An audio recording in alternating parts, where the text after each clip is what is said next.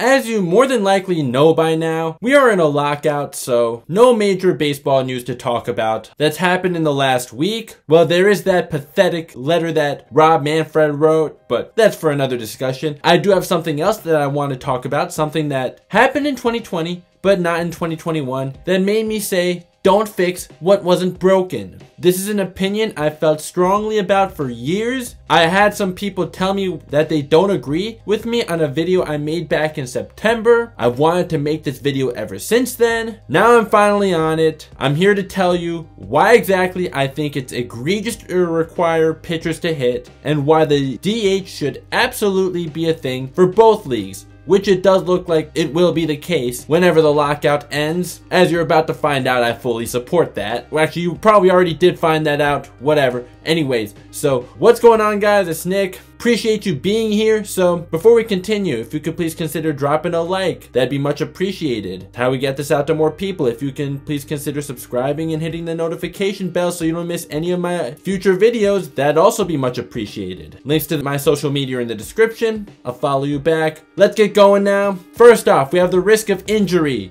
when pitchers are hitting. I know I've seen pitchers get injured doing things that they're not trained to do. Chien-Ming is the first guy that comes to mind for me. His career was ruined from running the bases. If you're too young to remember, Chien-Ming was a pretty good pitcher for the Yankees. He wasn't ace material. He was someone who benefited from having an elite offense to have back-to-back 19-win seasons, but he was really just an above-average pitcher. He was second in Cy Young voting to Johan Santana in 2006, although if we actually look at the numbers, Mike Mussina was really the better pitcher. Okay, that was a bit of a tangent, but Chien-Ming had his career ruined by running the bases, something that he has no business of doing. I also remember Masahiro Tanaka hurting himself running the bases against the Mets in 2018. His wasn't career threatening or altering, but it was enough to keep him out for some time. And what was so worth risking about that? Unless you're a Cardinals fan, you probably don't even remember Adam Wainwright tearing his Achilles tendon while swinging the bat, do you? He should not have been up there. He was their ace, coming off a 20-win season with a 2.38 ERA, and if you like advanced stats, okay, his Sierra was way above his actual ERA at 3.52, but 3.52 was still solid. Then, for 3 seasons after that, he was not good.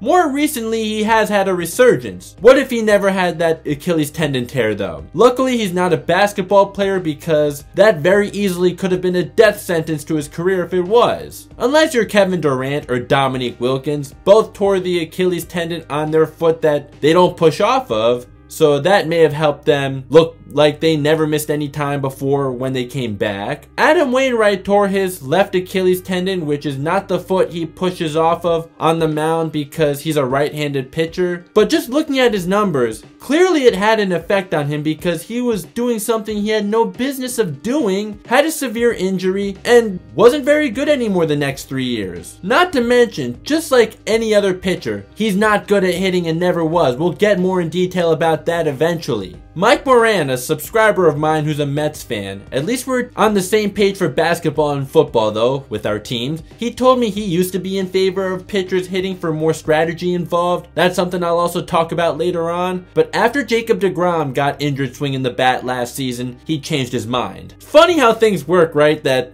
when it happens to your ace that's the best pitcher in baseball, that gets you to change your mind. Well, I'm glad you're on my side of this argument though. Whatever it takes, even though of course I do not want guys to get injured. My next point is that it's not going to give you the best on-field product. No one pays to see pitchers hit. At least I don't, and I can't resonate with anyone who does. I want to see the best hitters hit, which pitchers are obviously not. Even the best hitting pitchers like Madison Bumgarner are not good hitters. They are only good hitters when compared to most pitchers. Mad Bum has a career 172 batting average with a career WRC plus of 44. His career OPS is only barely above 500. No one sees anything good about that, right? I hope not. even a guy like Zach Greinke, who's a 2-time Silver Slugger winner, who's known as one of the best hitting pitchers in the game, only has a career 225 average and a career WRC plus of 59. He had one season where he hit over 300 and 2 seasons with a WRC plus over the league average of 100, but even then, he was a total outlier when talking about pitchers being able to hit, and that also not something he was able to sustain outside of those 2 seasons. Jacob deGrom absolutely looked amazing at the plate this past season before he got injured. No denying that, but his offensive numbers absolutely would have tanked had he not gotten hurt. Before anyone says, I have no say because I'm a Yankees fan on that, one, you're probably not very educated anyways, if that's all you can come up with. 2, he's a career 204 hitter with a career OPS under 500. His career WRC plus is 34. Look at what he's done when actually playing a whole season. So no, his 364 average would not have held up had he played the whole season. And as mentioned earlier, he even clarified it himself that all of his injuries this past season were a result of his swings. A lot of these guys didn't even hit in high school because their coach told them they don't want them doing anything else besides pitch to avoid injuries from doing anything else. But now you expect them to be able to hit 95 to 100 mile per hour fastballs or curveballs that are somewhere between 72 to 85 miles per hour. What?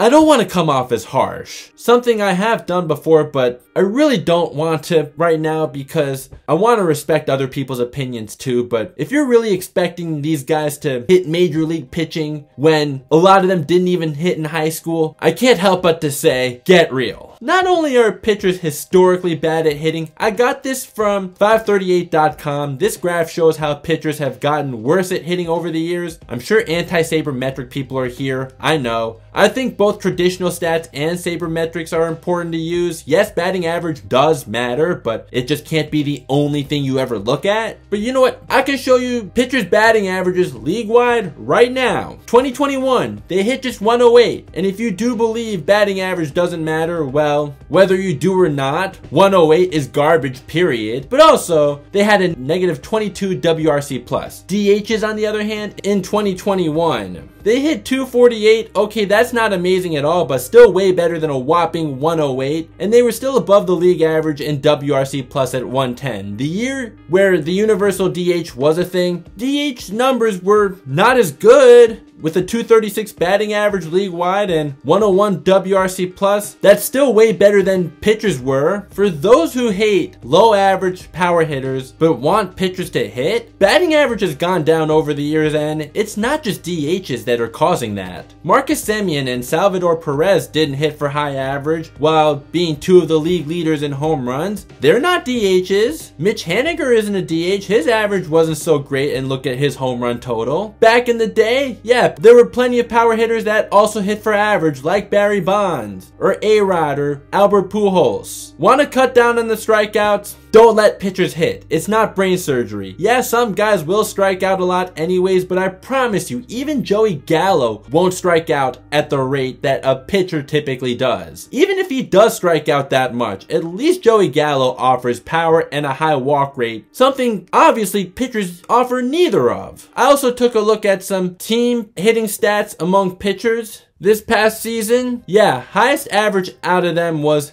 208, but if we want to go to the National League, since supposedly National League pitchers can hit, the highest average was 145, and those guys play in a ballpark that's as hitter friendly as it gets, yet they only hit 145. They also had a negative WRC plus. Speaking of WRC plus, yeah, an American League team had the highest WRC plus among pitchers at a whopping 36 with 24 plate appearances. Among National League teams, the Mets had the highest WRC plus as a team among pitchers at just 1, and if it weren't for Jacob deGrom in the first half of the season, it definitely would have been deep in the negative territory. It's just a simple fact that even the best hitting pitchers are still some of the worst hitters on their team, and that's why they always bat 9th in the lineup. I know, sometimes hitting ninth can be a way of being a second leadoff hitter, but for pitchers, no it's not. My next point now, when National League teams look for a pitcher from the American League, do they really ever think for even a second, can this guy hit? Blake Snell, yes, he was a bust for the Padres this past season. Okay, he had a good second half, but this is beside the point. There's no way anyone in the Padres front office asked themselves, or anyone, can he hit? When the Brewers traded for CC Sabathia in 2008, and CC had that historic second half with them, do you think the Brewers ever wondered, can he hit? He only hit 229 for them, and that was his on-base percentage too. And it's not like he was there for that. He was there to pitch lights out, which he did until the postseason. I don't think the Brewers cared even one bit that CC Sabathia was not a good hitter for them. I also want to talk about the GMs for Hire interview, where one of their guys, Matt, interviewed Jim Leyritz, and I will leave a link to that in the description. Go check that out if you haven't. Because Jim Leyritz, who played in the major leagues himself, he was a World Series champion for the Yankees and hit some big home runs for the Yankees in the postseason. I'll use his take on here because, of course, from having played in the major leagues, he obviously knows way more about baseball than I ever will. What he said though, he thinks that either both leagues should have a DH or neither league should have a DH. I see where he's coming from because that way, neither team is at a disadvantage during interleague play, and at least if there's no DH, pitchers can be somewhat trained to run the bases and to be trained to hit. However, I did bring up Adam Wainwright earlier. When it comes to injuries, he spent his whole career in the National League, so my point stands that pitchers shouldn't be allowed to hit. Risk of injury is a reason why, but I'm still not done yet. Let's also talk about how it benefits position players, not just the pitchers themselves. It can prolong careers. If Buster Posey was able to DH, he absolutely could have played more than 113 games. Yeah, okay, here comes the pitchers hitting brings in more strategy, people. We'll get more into that later, just hold on for a moment. But if you watched his retirement press conference, you could see that he was in pain. And catchers take a beating more than anyone else on the team. We know Buster Posey was still a very good defensive catcher, not as good as he was in years past, but still a pretty good one. But had he been able to DH a little bit, he definitely could have played more games, and it definitely could have saved his body since he's already taken quite a lot of beatings throughout his career. The same guys who only want 9 players in their lineup also don't mind if their star catcher load manages. Really? And yes, Buster Posey did show that at the plate he still had plenty left in the tank in 2021, but he also only played 113 games in the process of that. Buster Posey's not my only example though of how it could prolong careers. How about Alex Rodriguez? Now, what you think about him? Yes, I know he's not the most well-liked guy in baseball, and as someone who grew up idolizing him, I understand why. But I will bring him up because he's also proof that it can prolong careers. At 39 years old in 2015, after not playing a whole season because he was suspended for the entirety of the 2014 season, and after looking like a shell of himself in the 44 games he did play in 2013 after coming back from hip surgery and having multiple injuries, mostly with his hip since 2009, he hit 33 home runs in 2015 as a full-time DH. On a pretty low average, yeah, but him beginning to completely fall off began in August. The following year, his last season, yeah, he was dreadful, but had he not been able to DH, he probably wouldn't have lasted the entire 2015 season, or best case scenario, he would have only been a pinch hitter by probably May or June in that 2015 season. A whole year suspended, then thinking he should be able to play third base at 39 years old, something that never even was his natural position. They call it the hot corner for a reason, because most of the hardest hit ground balls are hit to third base. And then you expect him to be able to play third base effectively again with all those hip injuries and having not played a full season and then coming back at 39 years old? Hell no.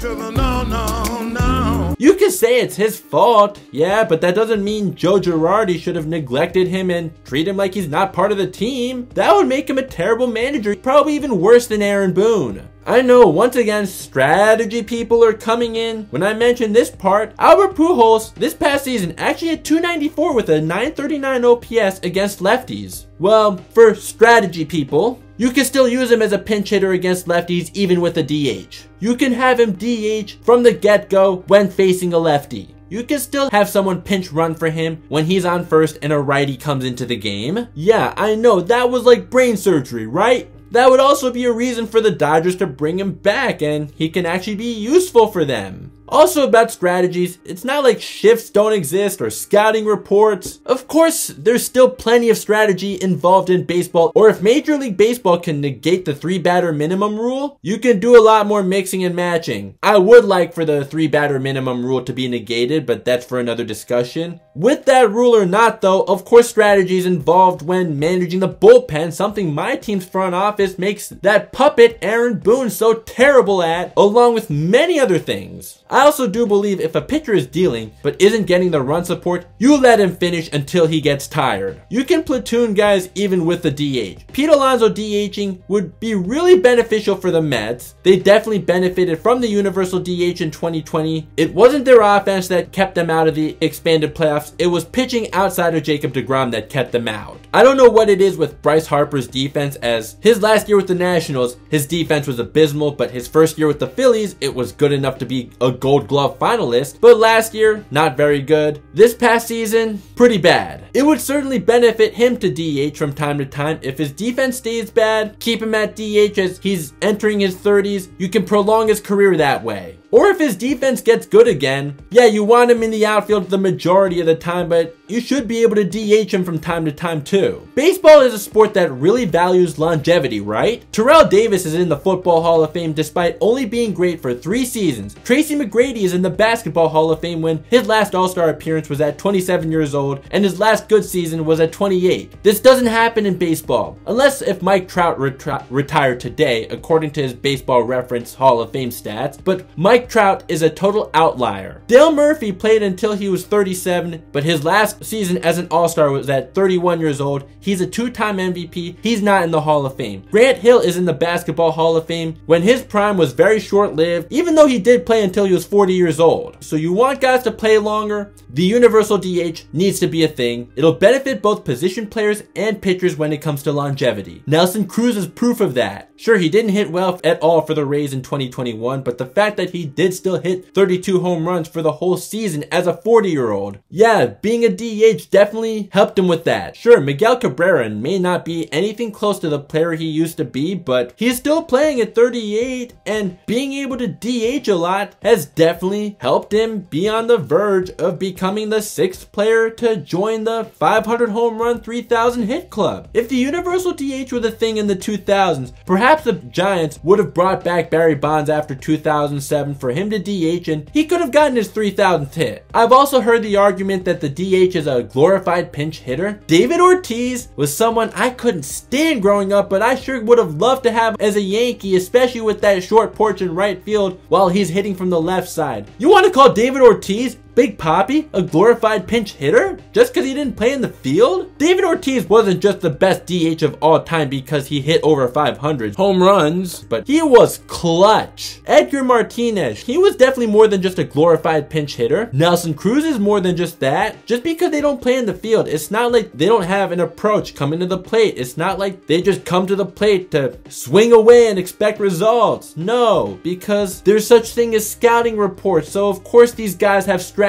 coming to the plate. They have an idea in their head of how to approach certain pitchers. Also, when you're hitting, DH or not, you have to be able to think fast and efficiently. It's not just physical gifts. These guys still have to put work in. Why would you want pitchers hitting instead of guys like that? Like David Ortiz or Edgar Martinez or Nelson Cruz? Why? And if you're really that against the idea of having a full-time DH, well, a full-time DH isn't even very common anyways. Now another point I want to make. Whether we like the casual fans or not, they will make the game more money. It's a good business move. All about the Benjamins, right? I was a sport management major in college. I think I know a thing or two about sports business. And this is a way to get people to turn the TV on. Of course, when we played baseball growing up, we were told to not swing for the fences. I don't remember one coach I ever had ever telling anyone to swing for the fences. I know traditionalists want to see the ball put in play. Well, we know pitchers are not good at putting the ball in play, so may as well have someone who's at least capable of putting the ball in play for them, right? So 9 hitters instead of 8 hitters and 1 automatic out. I would think that's how a casual fan can actually be more engaged, so that there's more action going on, because guys who are not into baseball can turn on a baseball game and very easily think, oh, nothing's happening. I could just play with the grass all day and nothing's gonna happen. People like myself, or probably you who's still watching this video, obviously we're not casuals, but like it or not, casuals do exist, and they are a big source of league revenue, not just in baseball, but in any sport. Seeing the ball put in play, not just on sacrifice bunts, not that I think sacrifice bunts are a bad thing, but putting the ball in play is how people stay engaged with the game. And if sacrifice bunting is all a pitcher can do, they have no business of being at the plate, period. As a matter of fact, they don't even sack bunt nearly as much as they used to anymore anyways. Here's how many sacrifice hits, the large majority of them obviously being sack bunts, were made in 2021. Now look at 2000. I know analytics don't like bunting, and again for me, sack bunts can absolutely still be useful in any era, past, present, or future, but if that's all you want out of a hitter, there's no use.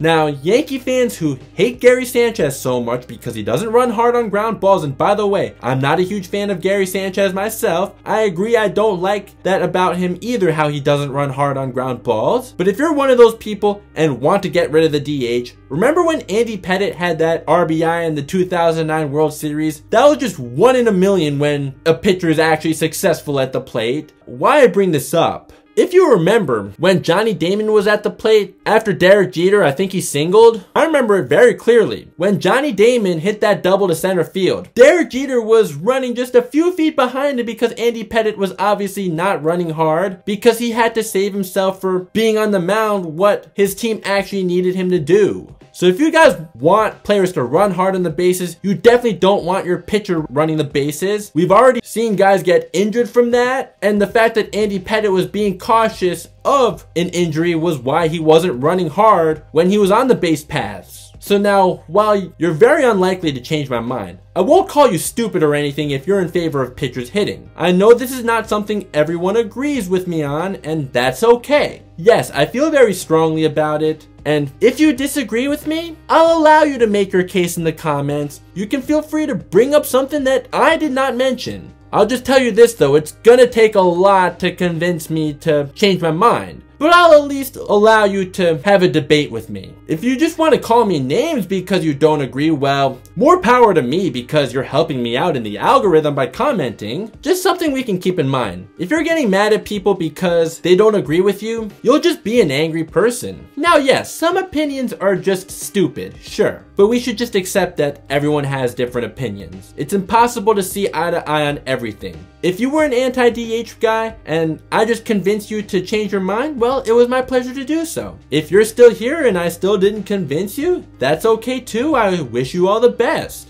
But let's also not be naive and actually believe that having a DH takes out every bit of strategy in baseball to ever exist, because that's simply not true. So that's it for now. If you're still here, you're really a trooper. I know this was a long video. So if you could please consider dropping a like so we can get this out to more people and we can spread the word on why the universal DH needs to be a thing, that'd be much appreciated. Also, if you want to, please consider subscribing and hitting the notification bell as I'm closing in on 900 subscribers. Thank you so much for your support. Links to my social media in the description. I'll follow you back. Oh, and if you have any other reasons for why the DH should exist in both leagues that I never mentioned, mention them in the comments. I'd love to hear it. If there's another pitcher I didn't mention that got injured from swinging the bat or running the bases, talk about it in the comments too. I always love hearing from you. I respond to at least most comments. Hey, my baseball videos have really taken my channel to new levels, but just so you guys know, this is a sports channel, not just baseball. So if you're into basketball or football too, feel free to check out either of these if you haven't yet. Or if you happen to be a demoralized New York Giants fan just like myself, yeah, here's my Fire Joe Judge and Dave Gettleman video up above. Well, Dave Gettleman's about to resign anyways. Hit the road, Jack.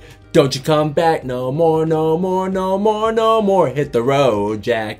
Don't you come back no more. Next, you, Joe Judge. I might also make a video of myself reacting to our loser of a head coach, Joe Judge's press conference soon. Perhaps I might record that as soon as I'm done with this. So if you're a New York Giants fan that's suffering just like myself and want to see that, I may be doing that pretty soon. And you can feel free to comment that you want to see me do that. That's how I know you're still here. So, okay. Thank you so much for watching. Really appreciate the fact that you're still here if you are. And I will see you next time.